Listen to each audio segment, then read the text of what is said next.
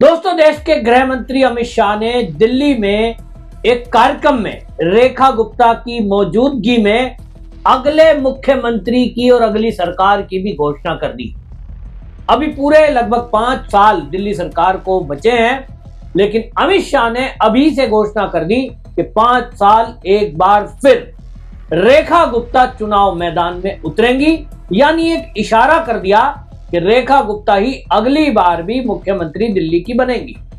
अब इस घोषणा के बाद जहां एक तरफ दिल्ली भाजपा में हड़कंप है, वहीं दूसरी तरफ अरविंद केजरीवाल और विपक्षी नेताओं को समझ में आ गया कि रेखा गुप्ता जो काम कर रही हैं, ताबड़तोड़ जो एक्शन घुसपैठियों पर हो रहे हैं, जो घोटाले केजरीवाल की सरकार में हुए उनकी फाइलें खंगाली जा रही हैं, और जिस तरह से अब पुलिस भी एक्शन मोड में दिखाई दे रही है, इसका असर दिखाई दे रहा है। एनकाउंटर हो रहे हैं, और मैं तो सालों बाद देख रहा हूं कि बदमाशों को अब यूपी पुलिस की स्टाइल में ऑपरेशन लंगड़ा करके और उनको गिरफ्तार किया जा रहा है। रेखा गुप्ता सरकार जब से आई है तब से दिल्ली में ताबड़तोड़ काम हो रहे हैं, सड़कें बनाई जा रही हैं, नालों की सफाई हो रही है। नए नालों के बनाने के साथ साथ सबसे मेन काम जो अमित शाह खुद वहां उद्घाटन के लिए पहुंचे, वो था केशवपुर सीवेज ट्रीटमेंट प्लान का उद्घाटन। क्योंकि आप देखिए, जो ये चुनाव था, इस चुनाव में अहम मुद्दा बना था यमुना नदी की गंदगी, यमुना नदी का सफाई होना, जो केजरीवाल ने वादा किया था, जिसके कारण पूर्वांचलियों का बड़ी संख्या में वोट केजरीवाल को मिला था। वो वादा झूठा निकला। केजरीवाल ने रुपए तो खर्च किए, लेकिन जमीन पर काम नहीं दिखा।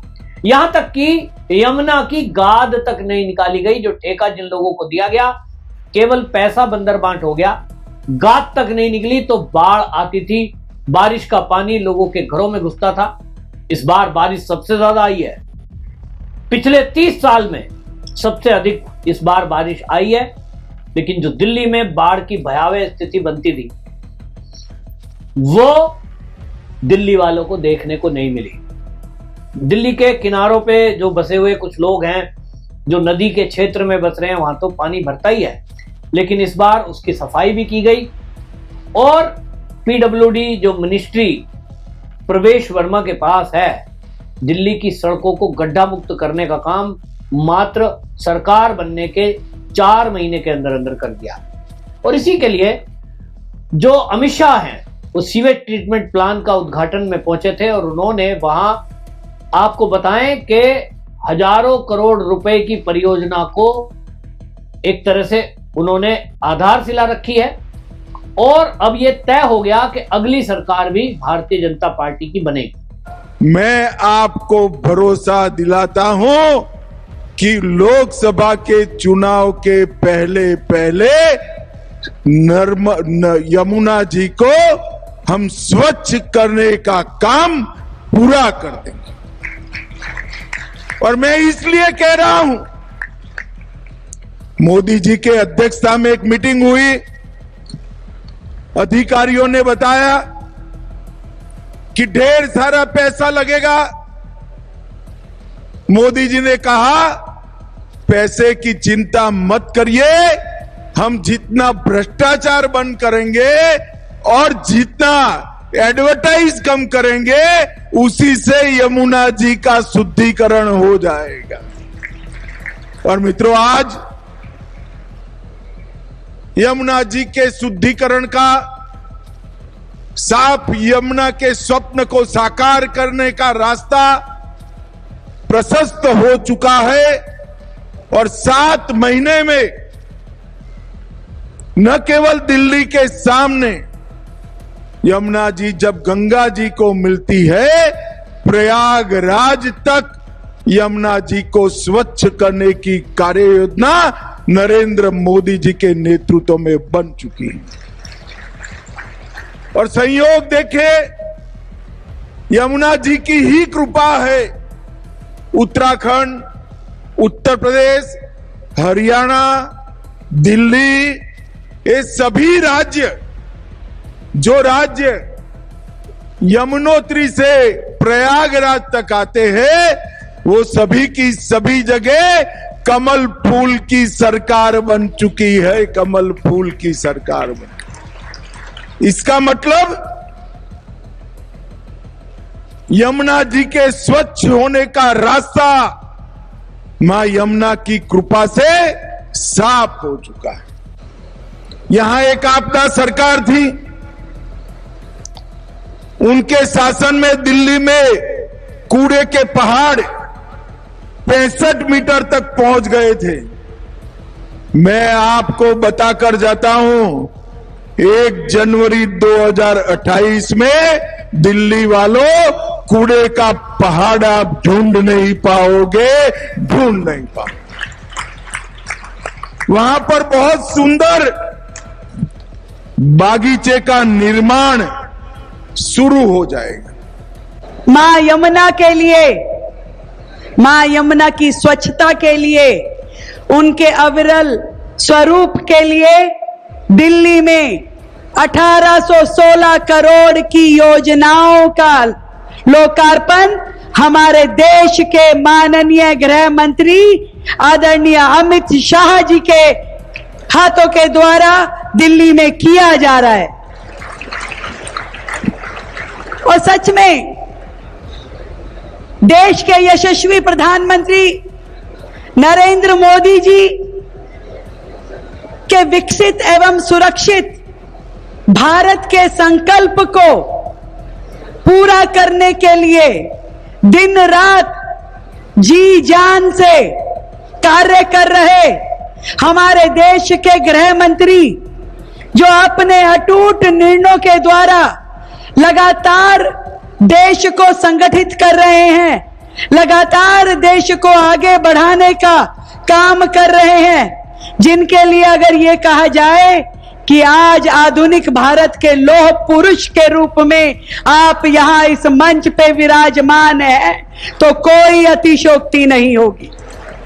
और हमें खुशी इस बात की है कि दिल्ली जैसा छोटा सा प्रांत, जहां एक और पूरे भारत के इतने राज्य, इतनी समस्याएं, इतने इशू होने के बावजूद भी जब भी हम आदरणीय गृह मंत्री जी को निवेदन करते हैं तो वो हमारे हर विषय पे स्वयं से पूरा संज्ञान लेते हैं और हमारे राज्य के हर निर्णय में हमारी मदद करते हैं। मैं चाहूंगी कि जोरदार तालियों के साथ में अभिनंदन करें देश के यशस्वी गृह मंत्री जी का, जिन्होंने हमें एक बार नहीं दो बार इस सेवा पखवाड़े के तहत समय दिया। पहला जब हमने सेवा पखवाड़ा शुरू किया 17 सितंबर को, जब आपके शुभ हाथों द्वारा 17 सितंबर को 17 परियोजनाओं का 1700 करोड़ रुपए की लागत से दिल्ली में उद्घाटन कार्य किए गए, और एक आज जब सेवा पखवाड़े का समापन है तो आप मां यमुना के स्वच्छता के लिए दिल्ली को 1816 करोड़ रुपए की परियोजनाएं समर्पित कर रहे हैं। तो रेखा गुप्ता, अब आप समझिए छात्र नेता रही हैं, और वो छात्र नेता जब यूनिवर्सिटी में नेतागिरी करता है तो हर कम्युनिटी का बच्चा छात्र कनेक्ट होता है। रेखा गुप्ता उस कल्चर से आई है, और तत्काल हमने देखा कि जिस तरह से दुर्गा पूजा थी तो बंगालियों के बीच, बंगला महिलाओं के बीच उन्हीं के तरीके की पूजा करते हुए हमने रेखा गुप्ता को देखा। एक तरफ एक्शन हो रहा है घुसपैठियों पर, बुलडोजर एक्शन हुआ अवैध निर्माण पर, दूसरी तरफ विकास हो रहा है, नालों की सफाई की जा रही है, और जो यमुना की क्लीनिंग का वादा दिल्ली की जनता से रेखा गुप्ता ने किया, भारतीय जनता पार्टी के नेताओं ने किया, उस पर काम होता दिखाई दे रहा है।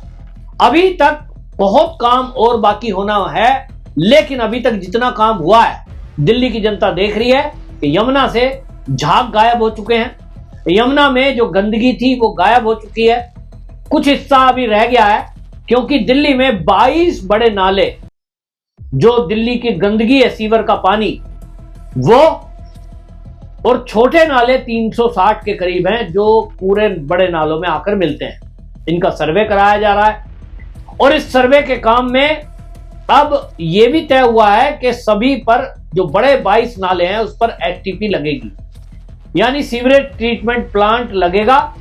और उसमें अमित शाह के साथ अभी हाल ही में रेखा गुप्ता की जो मीटिंग हुई उसमें लगभग 9,000 करोड़ रुपए की परियोजनाओं पर खाका तैयार हुआ है। 45 सूत्रीय कार्य योजना बनाई गई। उसको जमीन पर जिस तरह से दिल्ली में उतारा जा रहा है, जैसे मैंने बताया, पीडब्ल्यू मंत्रालय के तहत सड़कों का जाल बिछाया गया, नालों की साफ सफाई करना। बरसात के दिनों में बारिश सबसे ज्यादा हुई, फिर भी जिस तरह से दिन रात 24 घंटे दिल्ली सरकार ने काम किया, उसके कारण अगर बारिश पड़ रही है तो 2-3 घंटे के अंदर ही दिल्ली की सड़कों को पानी से मुक्त कर दिया गया, यानी क्लीनिंग की गई। बड़े बड़े मैंने देखा, पहली बार देखा मैंने तो दिल्ली में, पिछले 30-40 साल से दिल्ली आना जाना है, लेकिन मैंने पहली बार देखा कि बड़ी बड़ी मोटरें सड़क पर लगी हुई हैं, नालों में लगी हुई है, पुल के नीचे लगी हुई है, और वो पानी खींच करके बड़े बड़े नालों में डाला जा रहा है। ट्रैक्टर से चलाई जा रही है, क्योंकि भाई पानी भरा हुआ है, बिजली की व्यवस्था नहीं है, लेकिन ट्रैक्टर के द्वारा बड़े बड़े पंप लगाए गए और पानी को खींचकर बाहर फेंक देते थे। दिल्ली ने पहली बार देखा है। तो रेखा गुप्ता सरकार आई है तो दिल्ली को उम्मीद थी, और अमित शाह मुझे रेखा गुप्ता के काम से इतने संतुष्ट दिखे कि उन्होंने अभी से घोषणा कर दी 5 साल बाद में कि रेखा गुप्ता की सरकार आएगी तो बिना भ्रष्टाचार की सरकार आप देखेंगे। यानी उनको भरोसा हो गया कि अभी तक जितने काम किए हैं रेखा गुप्ता ने, उनमें कोई भ्रष्टाचार की शिकायत नहीं है। पुल भी बन रहे हैं, सड़क भी बनी है, तो सारी जानकारी अमित शाह के पास तो रहती है। दिल्ली में ऑफिस है, दिल्ली में काम है, लेकिन उनके पास जो अपना एक सूचना तंत्र है, अमित शाह के पर्सनल जो स्टाफ है, उनके द्वारा भी पूरी खबर दिल्ली की रहती है। अब क्योंकि दिल्ली पूर्ण राज्य नहीं है, वहां एलजी बैठे हैं और एलजी की रिपोर्टिंग सीधा गृह मंत्रालय को है, यानी अमित शाह को है, तो उनके पास पूरी खबर है। और उस खबर में ये उन्होंने घोषणा कर दी कि दिल्ली में जो कूड़े का पहाड़ है, 2028 तक वो कूड़े का पहाड़ आपको कहीं दिखाई नहीं देगा, जो आम आदमी पार्टी की सरकार में 65 मीटर तक जिसकी हाइट चली गई थी।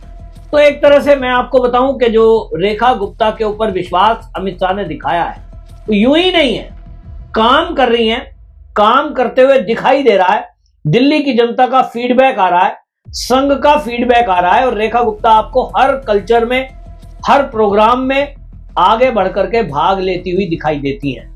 जो वो महिलाओं से कनेक्ट करती हैं, लोगों से कनेक्ट करती हैं। मेरी दिल्ली के लोगों से बात होती है, दिल्ली का जो व्यापारी वर्ग है वो खुश है। वो कहते हैं कि साहब, जिस तरह से पहले अधिकारी कोई सुनता ही नहीं था, रेखा गुप्ता जब से आई है, जब से ये है कि हमारी कोई समस्या हो उस पर तत्काल एक्शन हो रहा है। दूसरी तरफ दिल्ली में लॉ एंड ऑर्डर की जो सिचुएशन है, पुलिस को हम देखते थे निष्क्रिय सी दिखाई देती थी। अब आज की डेट में रेखा गुप्ता की सरकार में जिस तरह से अलग से इस बात को ध्यान में रखा गया है कि दिल्ली के अपराध को कैसे कम किया जाए, इस पर काम हो रहा है। और इसीलिए ये दिल्ली की जनता अब आज की डेट में जिस तरह से संतुष्ट है, उसी को देखते हुए अमित शाह ने ये घोषणा कर दी कि अगली सरकार में भी, जब हम सरकार में चुनाव के लिए उतरेंगे 5 साल बाद, रेखा गुप्ता ही हमारा चेहरा होगी। तो एक सवाल उठ रहा है, क्या रेखा गुप्ता ही अगली मुख्यमंत्री भी होंगी? यह हालांकि 5 साल का लंबा पीरियड है, उसके बाद पता चलेगा। लेकिन आज की डेट में अमित शाह की घोषणा से एक हड़कंप सा तो दिल्ली की राजनीति में मची गया है, क्योंकि अमित शाह ने जो घोषणा की है कि रेखा गुप्ता के नेतृत्व में जब हम अगला चुनाव लड़ेंगे, अगली बार चुनाव लड़ेंगे, तो भ्रष्टाचार का एक भी केस हमारी सरकार पर नहीं होगा। ये एक तरह से उनका इंडिकेशन भी है, उनका विश्वास भी है, और रेखा गुप्ता को एक ये सीख भी है कि दिल्ली में उनको ऐसी सरकार चाहिए जो बिना भ्रष्टाचार के और त्वरित गति से काम करने वाली हो। अभी तक जो काम का रिकॉर्ड दिखाई दे रहा है, उससे मोदी जी और अमित शाह संतुष्ट दिखाई दे रहे हैं। और इसीलिए आप देखिए, मोदी जी हो या अमित शाह, दोनों लोग रेखा गुप्ता की तारीफ करते हुए दिखाई देते हैं। और ये रेखा गुप्ता का एक प्लस पॉइंट है कि वो जिस तरह से दिन रात मेहनत कर रही है, एक महिला होने के बाद भी, ये दिखाई दे रहा है कि अगला आने वाला समय वाकई में किस सरकार का होने वाला है। आपकी दोस्तों क्या राय है? आपको लगता है कि दिल्ली में काम हो रहा है? आपको लगता है कि रेखा गुप्ता एक अच्छी सीएम है, अगली बार भी वही सीएम बननी चाहिए? अपनी राय जरूर कमेंट में लिखें, वीडियो शेयर करें। वंदे मातरम।